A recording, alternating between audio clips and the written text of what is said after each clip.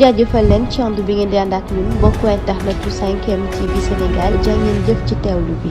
mbokk internet yu 5M TV Sénégal dal leen jàmm ci seen chaîne bi de kon tey jilee ca cour suprême bu ndakaaru kon aljuma jilee mu mel ni kon daal dana rek daal di tàng loolu ginnaaw lu jëm nag ci état ak na mu taxawee ak juge bi di Sabassy Faye cour d'appel moom jëm rek ci appel ba nga xam ni kon waxoon na ko ne Ousmane Sonko moom turam mën naa dem ci liste électorale yi mu mel ni kon loolee tey jilee dinañ ko rek daal di fësal ginnaaw cellule nag ak chef bu fil bu Pastef bi fi woon ci alxames bi kon ñoom sympathisants yi booloo nañu rek daal di taxaw temb kon la ñu bëgg mooy Ousmane Sonko nekk candidat ci atum 2024 ca noone ñu woo askan wi kon ñu taxaw rek ginnaaw bañ lu ñu mel fukki fan ak juróom-ñaar tey jilee ngir nag ñu mën a rek ñoŋal suñu wàllu démocratie ca noone itam rek ñu daal di fësal Ousmane Sonko ci réseaux sociaux yi comme nañ ko doon defee ngir mën a xeex nag kon la ñu bëgg tey jilee rek ñu daal di koy am file ci réew mi